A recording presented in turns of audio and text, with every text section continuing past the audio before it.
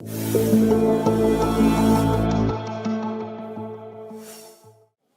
you live near a golf course, consider yourself forewarned. That is not intended as a pun, it's a warning. I'm Chief Investigator Brendan Keefe, and this is Behind the Investigation with Atlanta News First Investigates. And I'm joined now by investigative reporter Anastasia Olmos, who has gone out to the rough and the fairways to find this next story, and the neighbors who live nearby who are getting some unwelcome guests in the front yard. That is a pun, though. I mean, I did intend it to. Four is a warning in golf, right? And that's right. That is something that we found here in Marietta. It's technically kind of Kennesaw area, but it's the Marietta Country Club. They have a golf course right there next to a subdivision. And we had some homeowners reach out about errant golf balls. And at first when they said that, I was like, errant golf balls? No, errant golf balls mean kind of these stray flyaway balls that can occur from a slice. You know, if you know golf terms, right? So it's a duck hook, or a slice. Or a shank. Yeah, just, with some research I found that, if the club hits the ball at an angle or a couple degrees off of the face of the club, which also determines, I feel attacked. How You're describing my swing here. Is, if it's off a little bit from your intended path, then it can go several degrees off of kind of where it needed to go, and then could result in hundreds of yards off of the course. So I'm not really a mathematician, but that could be a big problem like it is here in this See, I just community. aim for the house, and then it hits the fairway, because whatever I aim for is not going to hit Okay, anyone. but don't aim for the house, because out of this story, we found that golfers can also be held liable if there is intent for aiming for a house. Okay, so let's just good get to into know. it and watch what's going on in this community.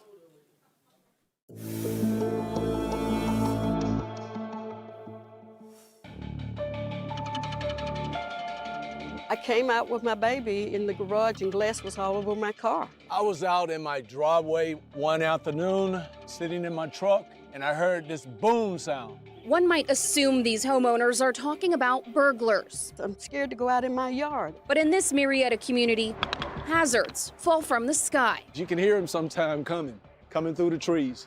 Oh my God, what happened? What is that? And I look down and there's a golf ball. Jewel Montgomery and Ronnie Pope are neighbors who've lived across the street from the Marietta Country Club golf course for almost 25 years. Didn't have a clue of what was gonna be happening after I moved in. We didn't get that many balls at first. But over the years, More balls, more balls. The balls continue, they come and they come. See that big old dent right there? dented gutters, garage doors, and All of a sudden the ball came out here, so it said, boom! It hit the top of my truck. even worse, broken window after broken window, causing thousands of dollars in damage. Now I've replaced my windows over $70-some thousand. Out-of-pocket expenses and close calls, with balls nearly hitting them while simply mowing the lawn. All of a sudden, on the bill with my hat, a ball hit it. And I said, wow, what is that? And I looked around, I said, wow, a golf ball. Montgomery is also worried about her 9-year-old daughter, who loves to play in the backyard. If they hit my daughter, I'm not gonna tolerate it. Atlanta News First Investigates took a look from the sky and found these neighbors live right across the street from a par 4 hole, with 453 yards from the furthest tee box to the hole. Depending on the golfer's skill level, a 20 to 30 degree slice can send balls right to Montgomery and Pope's homes. Look, look, look. See, they buried. The neighbors say the country club's insurance company paid for the very first broken windows more than a decade ago, but nothing since. The biggie was the picture frame window and my office windows again. So I sent a certified letter, and then I got this message December the 20th, a voice message saying they're not responsible. We reached out to the Marietta Country Club several times to ask about their protocols, but didn't receive a response. Ronnie Miles with the National Golf Course Owners Association tells us this is a growing problem across the country. We're getting a lot more golfers today than we had 5 years ago before COVID, and many of these golfers have, let's just say, little wilder skills, hitting the ball rather, with a little less accuracy. Miles says the laws vary by state. In Georgia, for example, Georgia recognizes the assumption of risk doctrine. In other words, anyone who moves into a home knowing a golf course is near should consider themselves forewarned. Which owner was there first? Miles says homeowners can reference land records called easements. There's an easement that goes around the perimeter so many feet out from the property line of the golf course, so balls can penetrate and travel into that area. Atlanta News First Investigates found Marietta Country Club's easement from 1989 protects their golf ball liability within 30 feet of the property. We measured, and the Popes and Montgomerys are more than 60 feet from the club's fence. Montgomery says she's called lawyers, but they tell her they'll only take a case if there are injuries. Miles says course owners should consider any possible changes to help minimize problems. For example, could they move the tee box to minimize that problem? These neighbors are asking the course to take into consideration those living within range of a slice in their paradise. They need to pay now. They need to move the tee box. They need to put up a net and not have the balls coming over here in this neighborhood because we don't live on the golf course. Now, if you golf, keep in mind that the course may hold you responsible, especially if there was intent behind the damage. Now, the National Golf Course Owners Association suggests that courses can be better neighbors by repositioning the tees or adding more trees around the course. And if you plan on moving within range of a golf course, homeowners should check those easement records to see if they're in the slice zone. I'm Anastasia Olmos, Atlanta News First Investigates. So, Stassi, there seems to be a distinction between the sort of liability of the golf course and the liability of the golfer. Is that right? Yes, so that can be kind of confusing because it also depends on what you signed when you went to golf. Are you a member or are you just golfing for the day? Did you sign a waiver that says, I take any responsibility for damages that could, happen outside the premises, on the premises? I mean, you just got to know what you're signing. It also depends on the golf course. Do they hold you liable, or do they assume risk, or do they not assume any risk? It also depends on what they've filed in an easement. As we mentioned, those land records can protect them from subdivisions some feet away, yards away, could be anything.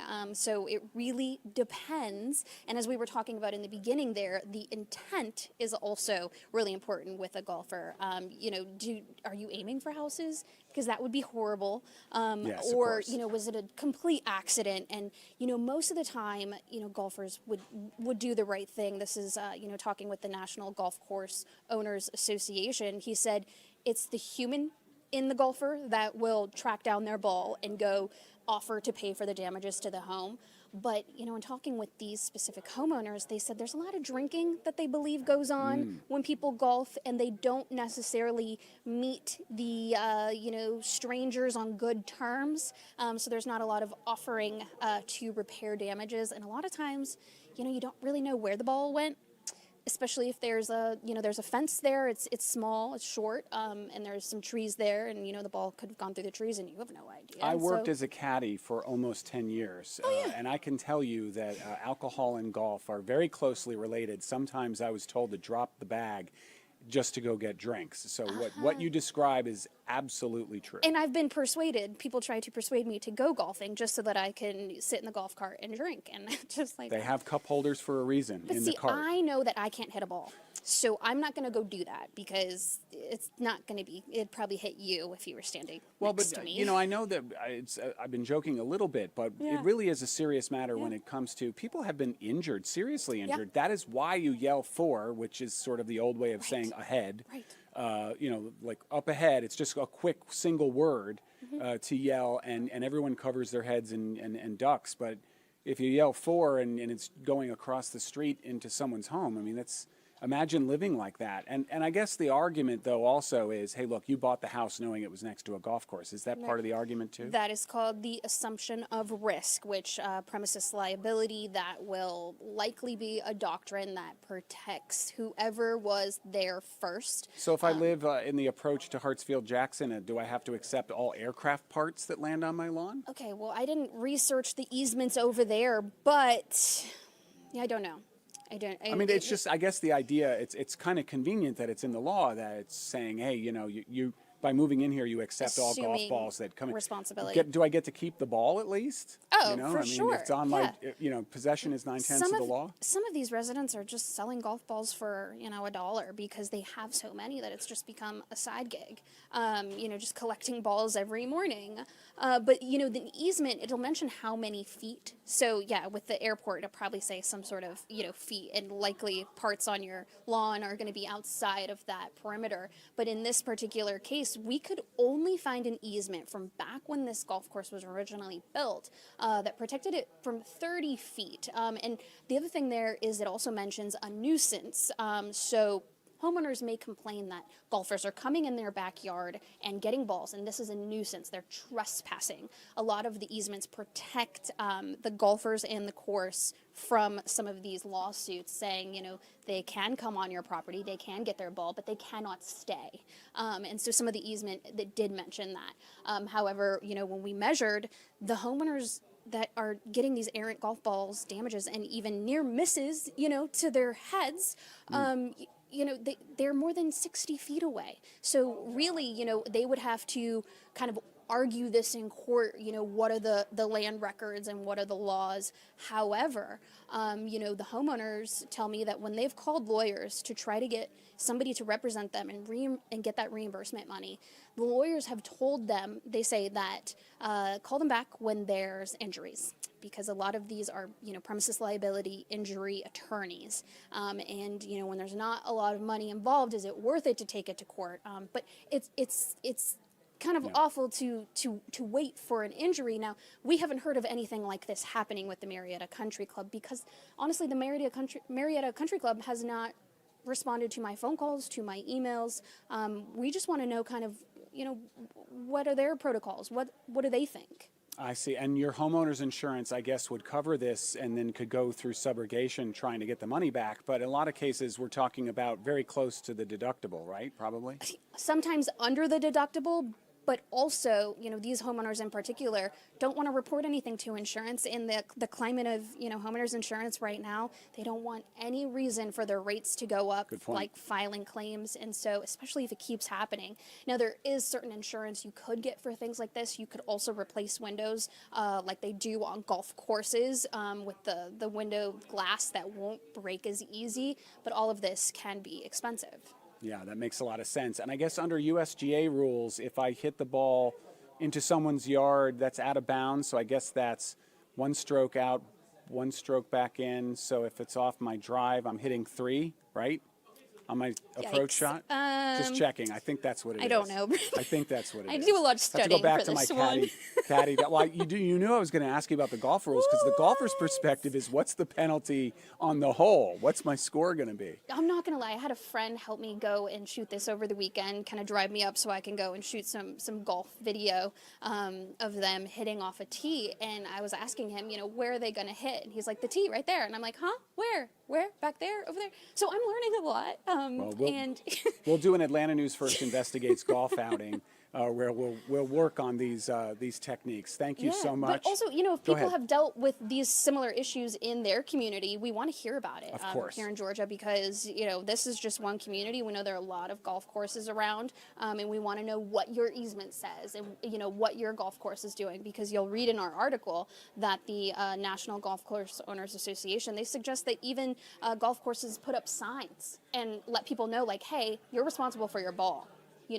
Take it serious. If you've been drinking or whatever, you could be held responsible if this goes outside of the course and hits a home. So there are many things that golf courses can do, and we want to know if something like this is happening in your community. Send us an email. Very good point. Thank you so much, Anastasia Olmos. You can see Stasi's stories by going to atlantanewsfirst.com. You can also listen to Behind the Investigation wherever you get your podcasts. You can watch us on the Atlanta News First YouTube channel as well.